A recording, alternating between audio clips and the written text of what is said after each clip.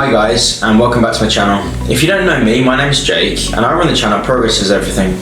And in this video, we're talking about a low rate, all the reasons, some that you may not have thought of why you should say no to that role related to a low rate or low salary. So let's get stuck in right now. The first reason to say no to that next freelance role you've just been offered due to the low rate is that it will impact your short-term earnings. Let's say it's a 3-month role, whether it's online, offline, remote, whatever.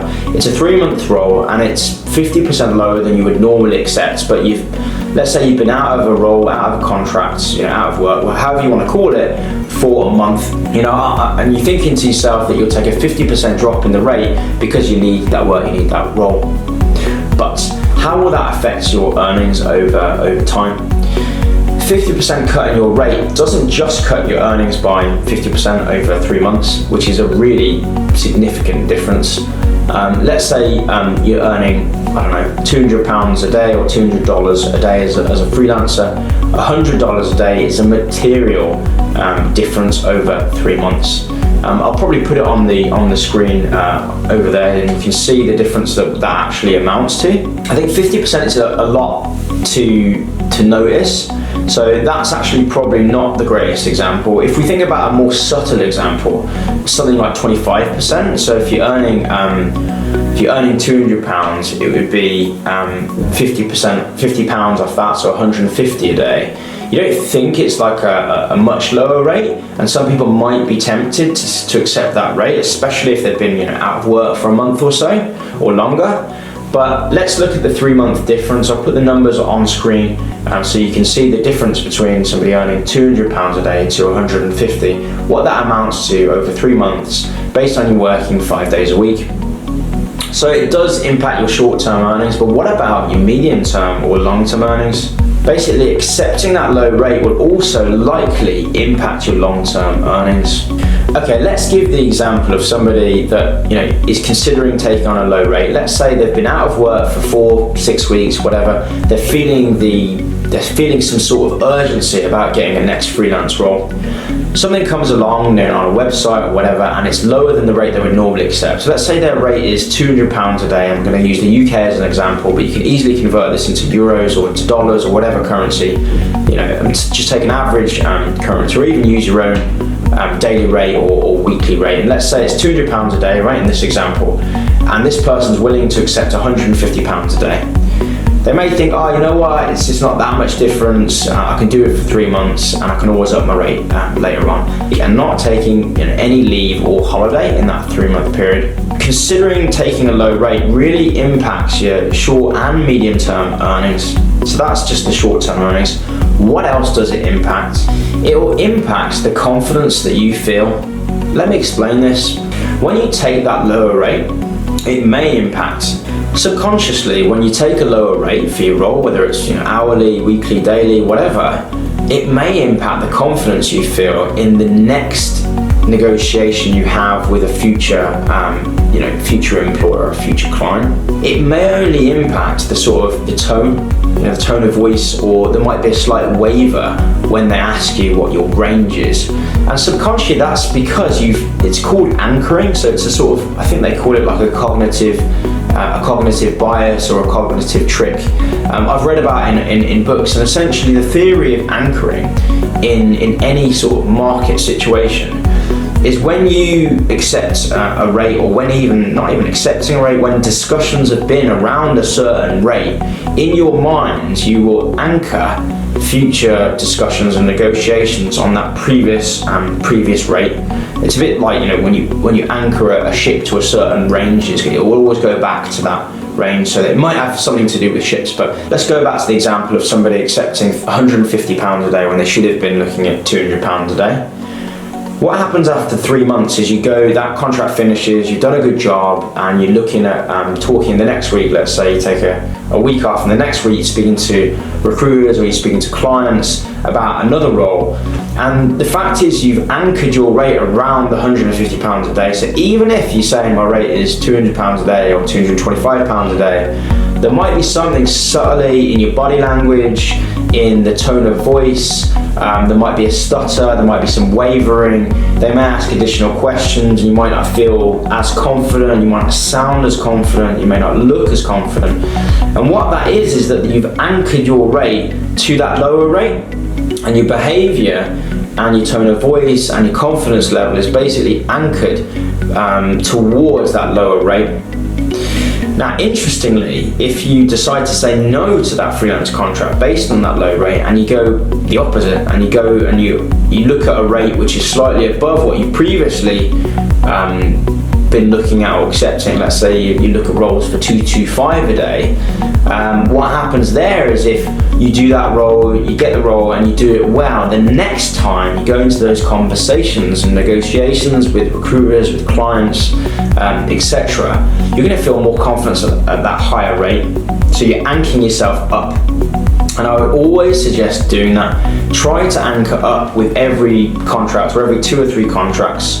This is fantastic for online freelancers. I've actually hired over 300 freelancers online, and I talk about outsourcing and hiring different freelancers as well as different businesses and negotiating, etc. And one of the key things that I would recommend is to bid fairly for what you're doing in terms of freelancing online, but know that it's a marketplace and it's now global, and you can up your rates over a period of months or years, definitely.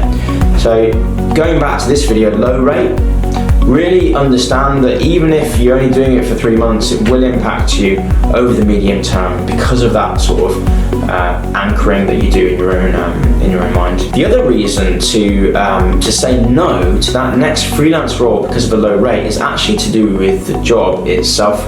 For example, if you're taking a 25% or 50% cut in the rate, the responsibilities that you're doing for that job might be quite different. So for example, if you're taking a 50% cut in your rate, the actual role itself might differ. You may be doing more junior tasks, you may be asked to do more things by more senior stakeholders, and if you've been doing job X at a certain rate and now you're doing job Y and you've taken a 50% cut, it's probably not going to be a like for like, it's not going to be the same kind of job. They might be expecting you to do more work, they might be expecting you to stay late, which I always advise not to do, by the way. And it might be different types of work that you've been used to doing. In fact, I've had conversations with clients and we've talked about low rate jobs, and they mentioned it might be too junior to them for me. They actually mentioned to me this might be sort of too junior for you. And when we were having that conversation, I actually realised, yeah, they're actually right. That they'll be asking me to do things which I haven't done in years, and I've sort of moved past in a way. When you're freelancing, it's a sort of like journey, and if you've been doing it for 3 or 4 years, what you're doing in the 3rd and 4th year might be quite different from what you were doing when you're first starting out. And if you accept that low rate, you may have to go back and do some of those things. That might not be, that might not be a bad thing, but you might enjoy doing some of those things still. But just know that when you accept that low rate, those roles and responsibilities, and even the impression that the managers and bosses have in their minds of you will be very different. When you're being paid more, you're seen as more senior, you're more able to delegate, you're more able to work with more senior people, you tend to be listened to a little bit more as well. When you accept that lower rate, you're just not listened to quite as much. That's actually my next point about the sort of respect you get in terms of rates. When you accept a lower rate, you're not as well respected within that client or company. It's a really interesting idea that money sort of equates to the level of respect you have in a company or industry. It's kind of bizarre, and it's not really a thing we like to think about. I don't like to think about it, but I have noticed in my career that when I've had more senior roles where I'm being paid more, the employees, the staff around me have treated me better. They've been more accepting over me delegating roles, tasks to them, and more senior people within the business have been more likely to listen to what I had to say. I've had to sort of tussle less. I don't have to sort of win opinions nearly as much at a senior level and at a senior rate to when you're looking at lower rate jobs. So that's something to also bear in mind. you're going to find it a lot easier in terms of task setting, delegation of tasks, and also dealing and interacting with more senior stakeholders is going to be a lot easier.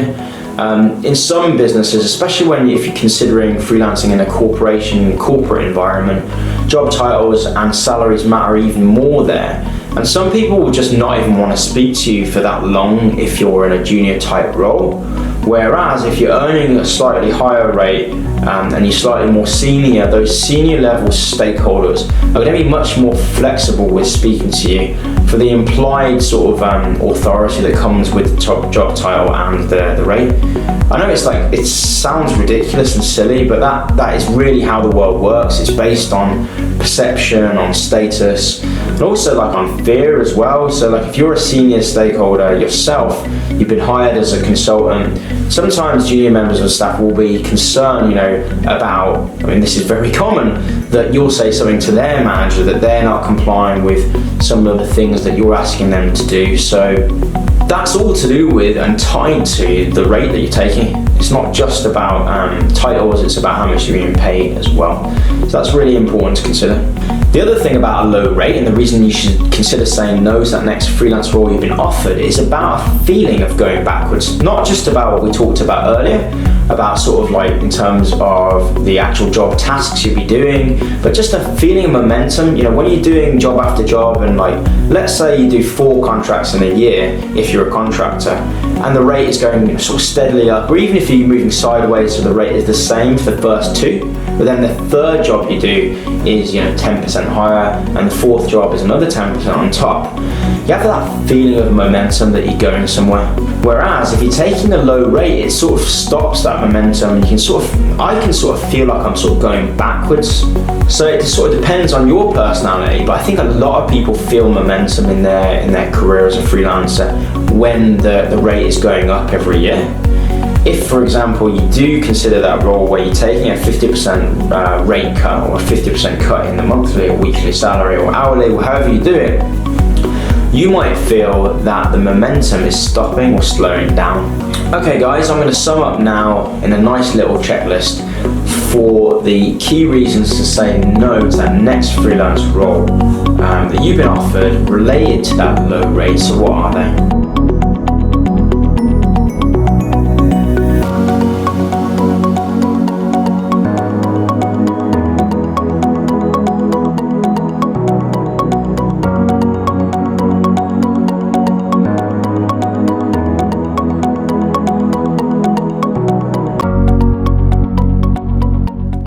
Alright guys, that's it for today.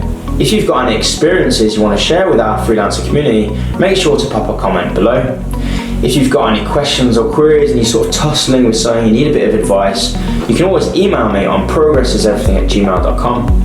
Also, if you sign up to my website, progressiseverything.com, you'll see an email list, it's an email subscriber list, and I'm going to be sending out tips and tricks specifically to my email subscribers, probably on a weekly or twice a month basis. If you're interested in becoming a freelancer, or if you want to improve your freelancer journey, I'm going to have courses on my website at progressiseverything.com. They're going to be affordable, and of course my goal for these courses is for you to be able to double your freelancer income, double your income. So if you're working a 9 to 5, my goal is for you to be able to double that income. If you're a current freelancer, my goal is to be able to up that rate 25%, and also increase your freedom across the board, whether you're coming from an employee background or if you're a current freelancer or contractor.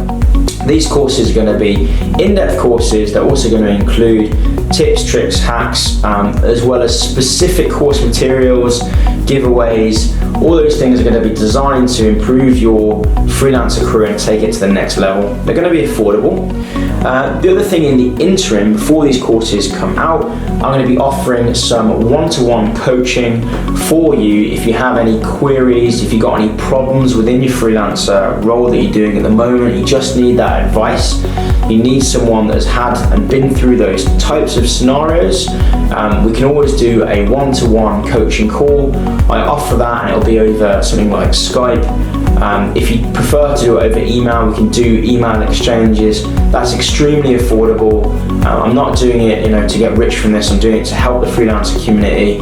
And If you're interested in that, make sure to email me at progressiseverything@gmail.com and we can talk about that consulting stuff.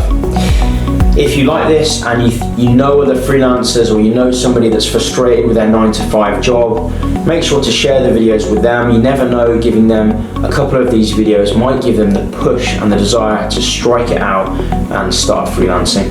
Okay guys, that's everything for now. If you like this video, make sure to stick around to the other videos in the series, which are going to give you more insight about choosing the better freelance roles. So this series is essentially to equip you to know all the reasons to say no, and conversely to say yes to that next freelance job. It's going to give you the tools you need, because if you follow my channel and you've been listening to my channel, over time you'll see that you're getting more confidence, you're going to get more job offers and more freelance job offers, etc. Once you've got all those sort of job offers coming in, these videos are going to give you all that you need, and they're going to equip you to make that final decision about whether that job is actually good for you and worth it, essentially. Alright guys, that's everything. I hope you like this video. Make sure to like and subscribe, and then you're in with a chance for winning these free gifts. Thanks guys, and I'll see you soon. Make sure you check out my other videos for tips, tricks and hacks, as well as other pros and cons.